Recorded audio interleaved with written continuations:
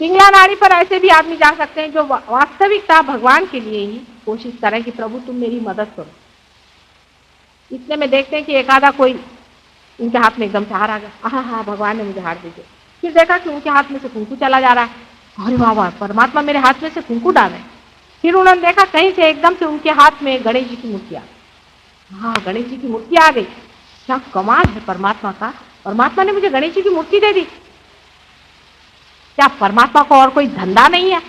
आपको खुद सोचना चाहिए कि परमात्मा जो कि सारी सृष्टि की रचना करी है उसने, वो क्या इसलिए करी कि आपके हाथ में पत्थर दे, ये मिट्टियां दे? इस पिंगला नाड़ी पर काम करने वाले जो बहुत ज्यादा बढ़ जाते हैं वो राक्षसों की योनि में उतरते हैं। महान राक्षस जो बड़े बड़े राक्षस संसार में हो गए, जैसे कि महिषासुर है, रावण है, बीजासुर है आदि वगैरह, सब फिर से पैदा हो गए हैं, आज हिंदुस्तान में मौजूद है।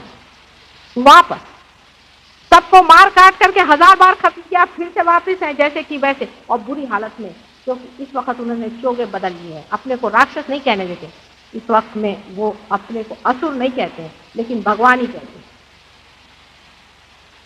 उनको पहचानने की बहुत ही साधारण एक बात, जो लोग परमेश्वर के नाम पर पैसा इकट्ठा करते हैं वो कभी भी भगवान की बात नहीं करते, क्योंकि पैसा पास ठोकर, पैसा मनुष्य ने बनाई है। दूसरी पहचानने की बात यह है कि जो परमात्मा की बात करता है वो आपको शक्तिशाली बनाता है, न कि आपकी शक्तियां छीन ले। आप देख रहे हैं कि हमारे ही अंदर जो लोग पार हो गए वो खुद ही आपसे बता रहे हैं इसमें चढ़ रहा है नहीं, इनकी जागृति कर रहे हैं, इनको पार कर रहे हैं। हमारे पास ऐसे कुछ लोग हैं 25-26 आदमी कि जो पार भी कराते हैं। जागृति तो बच्चा भी कर सकता है, और ऐसे बच्चे भी हैं जो पार कराते। तो जो अपने को बहुत बड़े शक्तिशाली कहते हैं वो सिर्फ आपकी शक्ति छीनना है। जैसे कि एक सिकली आपके ऊपर में इस तरह से जाल पड़ जाता है कि आपकी समझ में नहीं आता कि हम किस चक्कर में घूमें। और दुख तो यह है कि जो ढूंढने वाले हैं वही इसमें फंसते हैं, जो खोजने वाले हैं वही इसमें फंसते हैं, दुष्ट लोग इसमें फंसते ही नहीं, क्योंकि तो इसमें धर्म में उनकी रुचि है।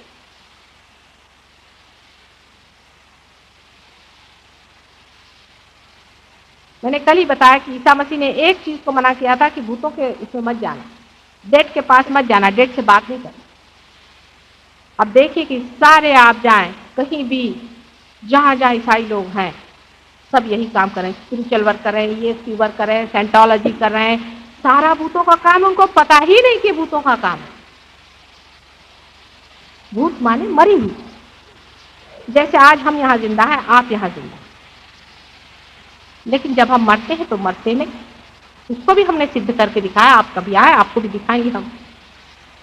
भूत नहीं दिखाएंगे, उनके असर दिखाएंगे।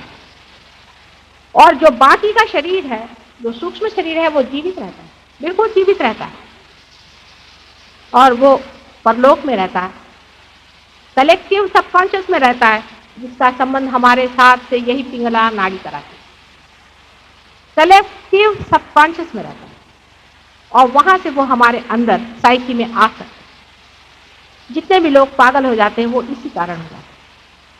आपको आश्चर्य होगा कि कोई कोई यहाँ के जो भगवान कहने वाले गुरु हैं, जब वो मेरे सामने आते हैं तो उनके हाथ यूं यूं यूं होने लग जाते हैं, और एक आदमी अगर पागल बैठा तो वो भी यूं यूं हाथ करता है। इसी से आप समझ लीजिए कि दोनों की क्या दशा है मन की। मन के अंदर में ये चीज घुस जाती है,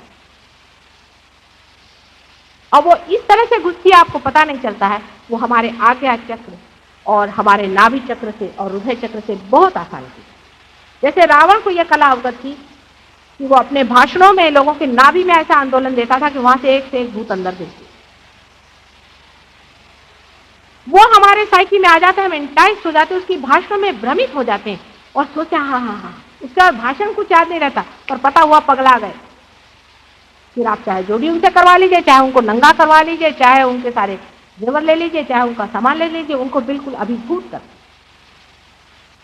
ऐसे काम रोज इस देश में हजारों आदमी इस तरह के हर जगह जैसे कोई मशरूम निकल आते हैं, ऐसे मानो बरसात ही हो गई है कि इस तरह के मेढक सब जगह बोलने लगे। ये सोचना चाहिए इससे हमें आनंद मिला या नहीं, लेकिन एक तरह की उससे अजीब तरह की शांति आपको मिल सकती है। वो ऐसे कि आपका सबकॉन्शियस में आपको हम धकेल दें, तो आप सो गए, आपका माइंड ट्रांस में चला गया, आप स्विच ऑफ हो, आप कुछ सोच नहीं सकते, कुछ नहीं, आप कुछ देख नहीं सकते, सुन नहीं सकते, हम बोलेंगे आप बैठे रहेगा ऐसे चित्रवत से बैठे रहेंगे, कुछ होश आपके गायब कर दिए। जब होश ही नहीं रहे तो आप क्या समझ पाइएगा किसी चीज। लेकिन जब आपको होश आएगा तो आपकी जिंदगी देख नहीं पाएंगे, फिर कहेंगे मुझे बेहोशी दे। जैसे शराब हो, आदमी शराब क्यों पीता? जब वो भागना चाहता है असलियत से, कोई उससे ऐसी आफत आ जाती है तो भागना चाहता है, शराब पीता है।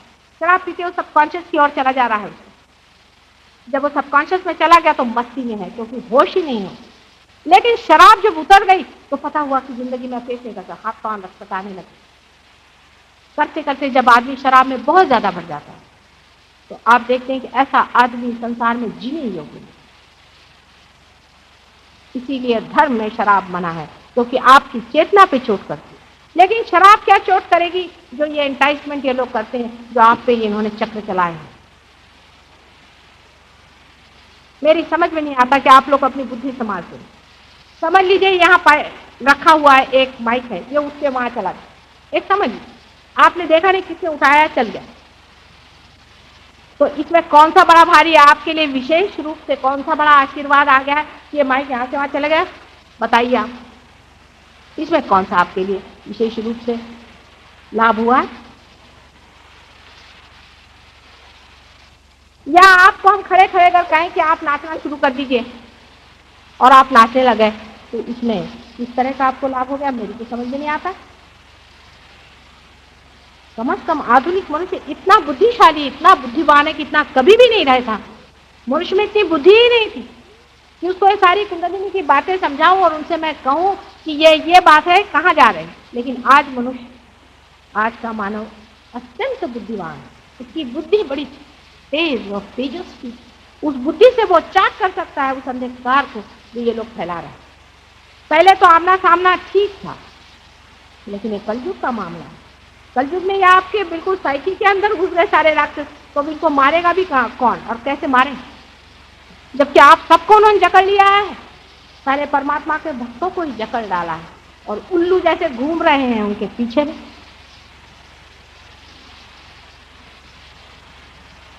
हम जब छोटे थे तो शायद उस जमाने में लोग इस बात को जानते थे, इसे भानामती इस महाराष्ट्र देश में कहते हैं।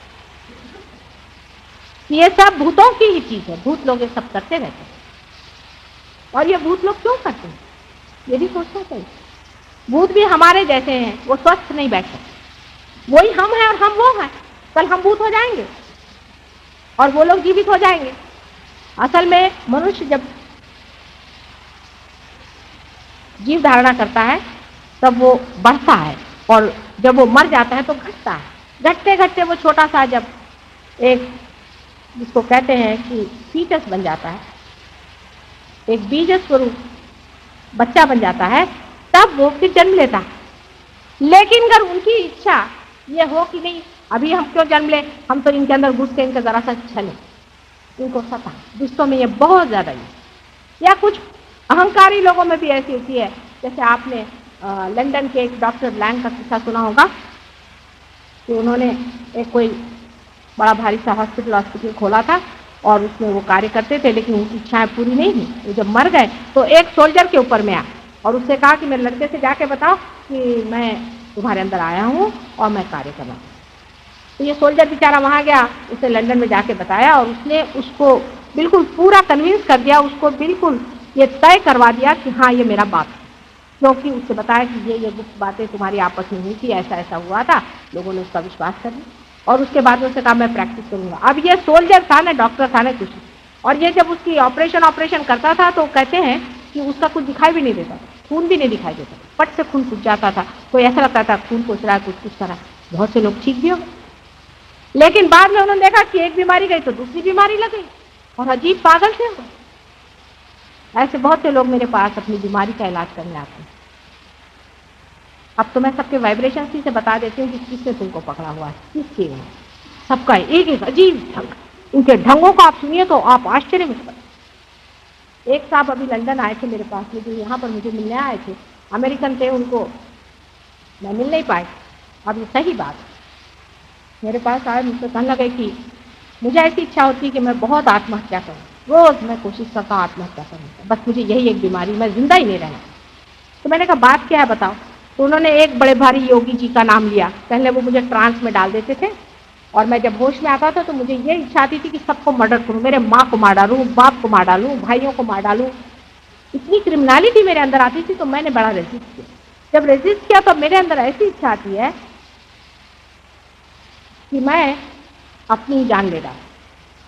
तो मैंने कहा अच्छा तुमसे क्या नाम बताते थे, वो क्या नाम रखने को कहते ट्रांस में जाने की। इसके नाम होते हैं।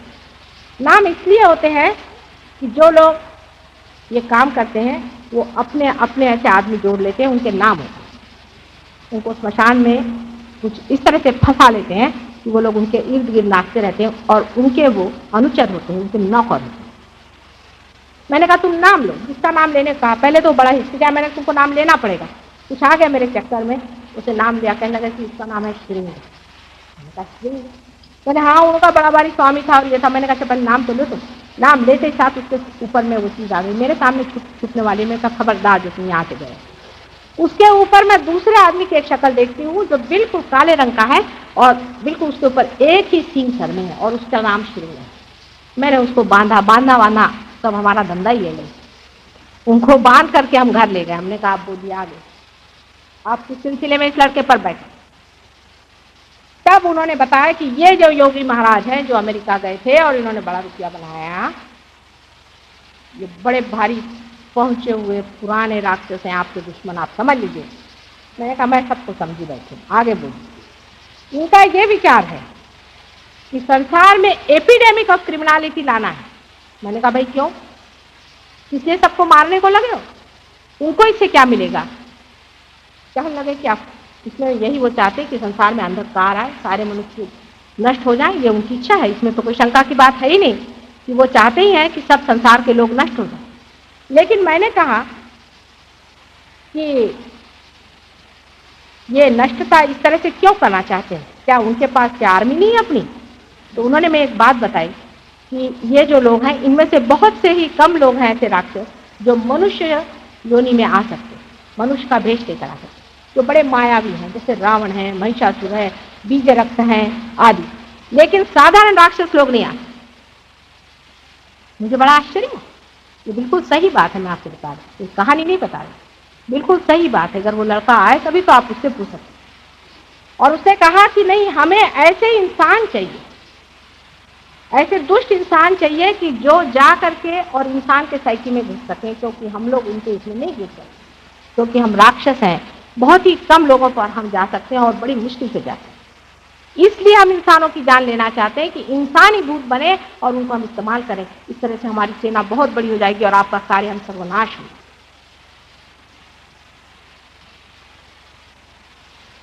अब आप समझ लीजिए कि आप कौन सी जगह खड़े। एक बड़ा घोर संग्राम पीछे में चल रहा है, आपको दिखाई तो कुछ दे ही नहीं रहा। आप तो सोच रहे माता जी उन्हीं बातें कर रहे हैं। आपको ये भी सोचना चाहिए कि सारा मेरा घर बार सब छोड़ करके मैं इतनी ज्यादा जो सवार हूँ उसकी क्या वजह है। लोगों को ये भी सोचना चाहिए थोड़ा। इस औरत को किसी चीज की जरूरत तो है नहीं बेचारी, फिर ये क्यों सवार है, क्या बात हो गई, कौन सी आफत ऐसी आफत?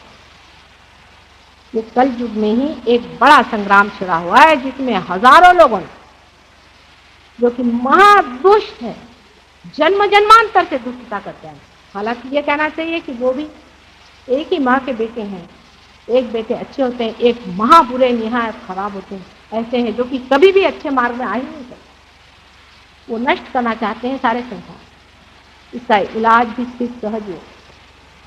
पिंगला नाड़ी पर काम करने वाले लोग बहुत जल्दी यशस्वी हो जाते हैं, क्योंकि ये तो बीमारी है। आपको एक भाषण में सबके सब खत्म कर दें। आपको चाहे तो 1 मिनट में हम मेस्मराइज कर, सारा मेस्मरिज्म, सारा ESP, सब कुछ, ये जितने भी धंधे हैं ये सब भूतों के सहारे होता। अपने यहाँ जो देवी आती है, महाराष्ट्र में तो विशेष रूप से, मैं तो आश्चर्य में पड़ गई कि मंदिरों में देवियां ये लोग बुलाते हैं। ये मुझे बता दीजिए कौन मनुष्य का ऐसा शरीर है या कौन स्त्री का ऐसा शरीर है जो किसी देवी को झेल सके? आपको पता नहीं, मेरी एक एक उंगली और हाथ में धक्का धक चीजें चल रही। अगर आप हाथ रखें तो आपको लगे कंप्यूटर चल रहे हैं सबके अंदर। ऐसे किसके शरीर में इतनी ताकत है जो किसी देवी को सहन कर ले? मैं ये भी पूछना चाहती हूँ। जो जिसको देखो वो कोई नौकरानी हो, जमादारीन हो, कोई भी दुबली पतली कैसी भी औरत हो जिसमें कोई ताकत ना हो, उसके अंदर कोई भी देवी चली आ रही। क्या देवी को और कोई धंधा नहीं? और आके बताती क्या कि तुम्हारा लड़का कब होगा, तुम्हारी लड़की क्यों है? ये तो वो सब बता ही सकते हैं। यही तो उनको आता है। और क्या आता है? आपका पैसा कहाँ खो गया, आप कहाँ गए थे, आपके बाप का नाम क्या, आपके माँ का नाम क्या, ये सब चीजें पिंगला नाड़ी में सब आदमी बता ही सकते हैं, क्योंकि वो तो भूत बता रहे हैं। वो औरत तो बेहोश रहती है, वो उसके अंदर जो भूत घुसा है वो बता रहे हैं। और आप बड़े खुश हो रहे, हाँ हाँ हाँ देवी तुमने मुझे बता दिया, बड़ा कल्याण कर दिया। इसमें क्या कल्याण है मुझे बताइए? आपके लड़का हो चाहे लड़की हो चाहे न हो बच्चे, इसमें क्या फर्क आने वाला है? न जाने जन्म जन्मांतर से कितने ही बच्चे आपके हो चुके और कितने ही बार शादियां हुई और कितने ही बार आप रईस हुए और गरीब हुए हैं। इसे क्या अंतर आ गया है? आपने अपने ही सामने देखा कोई आदमी बड़ा रईस हो गया, उसकी कोई आदमी बहुत नीचे गिर गया। क्या फर्क आ गया उसके अंदर अंतरतम में? क्या वो उसकी खुशियां उठा सकता है? क्या उस आनंद को वो अपने अंदर तादात्म्य में ला सकता है? कुछ भी नहीं। हजारों चीजें इकट्ठा कर लेता और कोई भी मजा नहीं उठा सकता। यहां तक कि अपने बीवी बच्चे, उनके तक सौंदर्य को वो समझ नहीं सकता। इस पिंगला नाड़ी के चक्कर से बहुत बच के रहने की जरूरत। इनके तरीके जो होते हैं, इसमें जो विशेष तरीके लोग करते हैं, मुझे अमेरिका में किसी ने पूछा था कि कैसे करें कैसे, वो लोग यही करना चाहते हैं, अकल उनकी खराब नहीं। इनके बहुत से तरीके होते हैं, जैसे कि वो कहीं एक जगह कॉन्सेंट्रेशन करी, जैसे कि आपने आज्ञा चक्र पे कॉन्सेंट्रेशन, आज्ञा चक्र पे कॉन्सेंट्रेशन करना बहुत गलत बात। आपसे कहेंगे कि आप आज्ञा चक्र पे कॉन्सेंट्रेशन करें, आज्ञा चक्र आपका टूट जाए। कोई सी भी, जैसे ये इंस्ट्रूमेंट है, अब आप एक ही जगह दबाते जाए तो इंस्ट्रूमेंट टूट जाए। इस इंस्ट्रूमेंट का कार्य यह है कि इसको आप मेन से लगा दीजिए और इसमें आप बोलिए, ये इसका कार्य है। आपके शरीर का ये कार्य है कि आप खोखले हो जाइए और परमात्मा की जो शक्तियां हैं उसको अपने अंदर से वहन करें। अब आप चाह रहे हैं कि अपने आज्ञा चक्र में आप छेद करें, हो गया। जैसे ही आपने आज्ञा चक्र पे छेद किया, एक आ गया भूत अंदर में, उससे आपको एक आध शक्ति आ गई, बस आप बाबा जी बन जाइए, आसन आसन लगा के जम जाइए आप ऐसे बाबा जी। तो चलो ठीक है, थोड़े दिन बाद ठीक भी हो जाता है मामला, क्योंकि उन्हीं पर वो चीज़ उलटने लग जाती है और अंत उनका अमृत मृत्यु उनकी इतनी खराब होती है और उसको देख के लोग कहते हैं भगवान बचाए रखे, इससे तो कीड़े पड़ गए। लेकिन जो मजे हुए लोग हैं वो ऐसे नहीं सीधे सीधे करते। जो मजे हुए लोग हैं उनका तरीका और है, उन्होंने बड़ी सिद्धियां प्राप्त करते हैं, संसार को नष्ट करने के बड़े उन्होंने आयुध और साधन जोड़ के रखे। वो किस तरह से जोड़ते हैं? मसानों में काम। तो युगों युगों की ये सब तपस्याएं हैं और हिमालय में बहुत बैठे हुए हैं, हिमालय में भी ऐसे लोग बैठे हुए हैं जहाँ पर बहुत बड़े बड़े संत और बड़े बड़ी आत्माएं वहाँ अपने प्रकाश से आलोकित है। और वहीं पे ऐसे अंधकार के पुंज भी उसी हिमालय पर भी वहां बैठे हुए हैं। उसका कारण है कि जो ये अंधकार के पुंज है ये नीचे उतरेंगे नहीं, क्योंकि नीचे आएंगे तो हम लोग बहुत पवित्र हैं उनसे, तो हमसे जल जाएंगे। और ये जो आलोकित लोग हैं ये भी नीचे नहीं आएंगे, क्योंकि उनकी जो पवित्रता है इतनी सेंसिटिव है कि कोई भी भूत बाधा वाला आदमी होगा तो उनके चोट कर जाए। जैसे हमारे गगनगिरी महाराज, इतने बड़ी आत्मा होते हुए भी उनकी उंगलियां अंदर में धस गई, पाँव अंदर में धस गए, वो शेर पे सवारी करते हैं, ऊपर में सांप लोटे ही रहते हैं उनके ऊपर। ये कोई चमत्कार की बात नहीं, पर सांप और शेर और कोई भी कुछ हो, कुत्ता बिल्ली जो भी है, ये परमेश्वर का प्रेम समझते हैं तो उनसे निपट जाते हैं। इसमें कोई ऐसी बड़ी भारी बात नहीं, कोई चमत्कार की बात नहीं, सहज नहीं है। अगर हम ही जंगल में चले जाए नहीं हो, वो लोग वाइब्रेशन फील करते हैं, आप लोग फील करें ना करें, वो लोग फील करते। लेकिन वो लोग भी जंगल में है, ये लोग भी जंगल में है, क्योंकि सब आपस में जल जाते हैं। अब हमारे लोग जो काम करते हैं शुरू में खास करके जलते हैं। अभी एक महाशय जी जिन्होंने बहुत ही गहरा काम कर दिया, उनके हृदय में काफी आग हो गई, उसका प्रोटेक्शन। असल में इतने बड़े बड़े साधु संतों को बताने के लिए उनकी माँ नहीं थी, कि उनका प्रोटेक्शन कैसे, उनका बचाव कैसे। ये तो पहली ही मर्तबा ऐसी बात हुई है कि हम सारे ही बचाव की लेकर आए हैं यहाँ पर, और आपको सारी की सारी बातें बता सकते हैं कि अपना बचाव इन दुष्टों से करके कैसे इनको खत्म करो, कैसे अपनी ढाल इस्तेमाल करो, कैसे अपनी तलवार इस्तेमाल, और वो भी तलवार प्यार की। आपको आश्चर्य होगा कि तलवार जो प्यार की है उसकी शक्ति कितनी है, प्रचंड, क्योंकि सारे वाइब्रेशन उसी की चलते।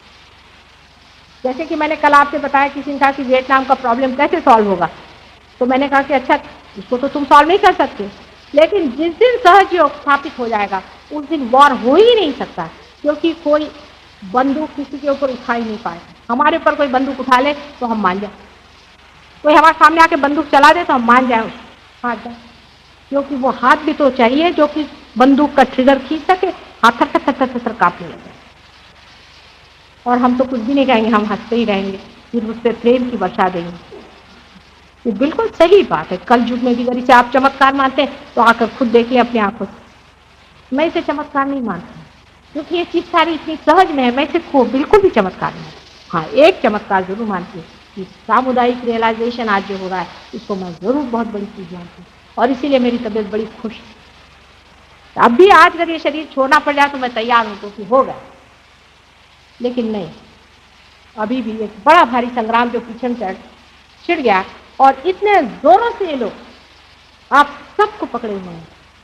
आपके कोई भाई होंगे, उनके घर आप जाइए तो देखेंगे वो यही धंधों में फंसे हैं, दूसरे के यहाँ जाएंगे वो इसी धंधों में फंसे, घरों घर ये चीज करेंगे, और अगर आप उनको मानिएगा नहीं तो आपको हार्ट अटैक आना चाहिए, आप पागल हो जाना चाहिए।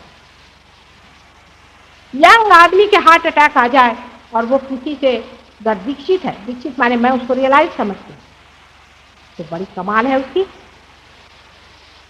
शायद हमारे ग्रुप में सिर्फ 3 आदमी मरे अभी, इसमें से एक 96 ईयर ओल्ड थे, उनकी भी यहाँ से प्राण गए। दूसरे साहब मरे, वो 72 ईयर्स थे, उन्होंने भी आंख बंद करके उनकी मृत्यु हुई, आंख नहीं खुली, उनके भी प्राण यहाँ से गए। और उन्होंने भी इसलिए अपने तो खुद ही शरीर बदलना चाहा, क्योंकि उनका हृदय चित्र जरा कमजोर था, और वो जानते थे कि आगे प्रोग्रेस हमारा नहीं हो सकता है, जब तक माता जी है तब तक फिर से जन्म लेंगे, इसके हिसाब किताब चलते इसलिए। लेकिन जवान आदमी को हार्ट अटैक आ जाए तो यह गुरु किस दिन के लिए पाल पोस के रखे हैं, पर गुरुओं को कोई परवाह नहीं। आपकी जेब खाली हो गई है ना, फिर आपको हार्ट अटैक आना ही चाहिए। आप एक खत्म हो जाएगा तो कटकट लिखी, दूसरे को पकड़ो जिसकी जेब भरी हुई है, उसकी जेब जब खाली होगी तब ये महाशय जो है उनको भी ठिकाने लगा देंगे।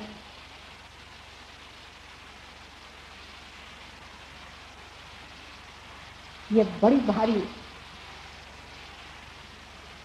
ऐसी समस्या संसार के सामने, उसे कोई समझता ही नहीं है, ना देख नहीं सकता है और जान नहीं सकता। हाँ, जो लोग हमारे साथ हैं वो लोग इस बात को समझ रहे हैं और उसकी गंभीरता को समझ रहे हैं, और देख रहे हैं कि आए दिन इस आदमी का ये पकड़ गया, उस आदमी का वो पकड़ गया, इसकी ऐसी हालत है, वैसी हालत है। आज ही एक देवी जी हमारे पास आई, कहने मेरे दिल में धड़का होता है।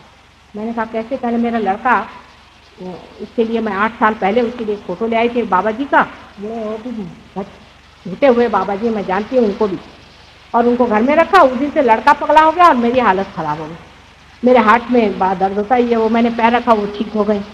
तो मैंने कहा पहले वो फोटो उठा के उधर फेंको। बोले माता जी फोटो से क्या होता? जब मेरी फोटो से हो सकता है तो उनकी भी फोटो से।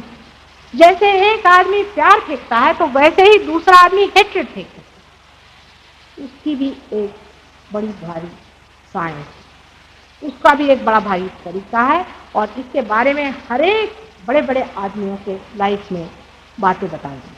लेकिन ये लोग कभी भूत की बात नहीं करने वाले, क्योंकि ये खुद ही भूत है, ये क्यों भूत की बात करेंगे? नानक जी के आप जीवन में देखिए कि एक बार वो कलकत्ते गए थे तो वहां पे एक औरत थी और वो ऐसे धंधे करती थी, तो उन्होंने सारे सिखों को मना किया है कि खबरदार इस चीज में पढ़ना। और पता नहीं सिख लोग उसमें गए कि नहीं, ये मैं नहीं कह सकती, लेकिन बड़े इससे उन्होंने कहा। तब तो सिख नहीं थे, लेकिन नानक के जो फॉलोअर्स थे उनसे उन्होंने, किसने नहीं कहा मुझे बताइए कि इनके चक्करों में फंसना है। लेकिन हम लोग वो सब बातें भूल बैठे हैं और उसका हम ख्याल नहीं करते हैं, और नहीं हम उसके बारे में जानना चाहते हैं, क्योंकि हमसे तो भूत की बात मत क्यों न कर। अगर वो है तो मुझे बताना होगा कि बेटे इसमें हाथ न लगाओ, तुम्हारा हाथ में शॉक लग जाए। कोई भूत की बात वही नहीं करते हैं जो स्वयं भूत है। लेकिन मुझे बताना होगा कि अंधेरा भी है और उजियारा भी है। अंधेरे को पीटने की जरूरत नहीं, सिर्फ उजियारा हो जाए, आपके हृदय में ये प्रेम का दीप जल जाए, सहज योग से आप पार हो जाए, और उसके बाद आप देखिएगा कि ये स्वयं ही अंधेरा मिट जाएगा। और सत्य युग आएगा तो इसी वजह से आएगा, और नहीं भी आएगा तो इसलिए नहीं आएगा कि आपने इसे स्वीकार नहीं।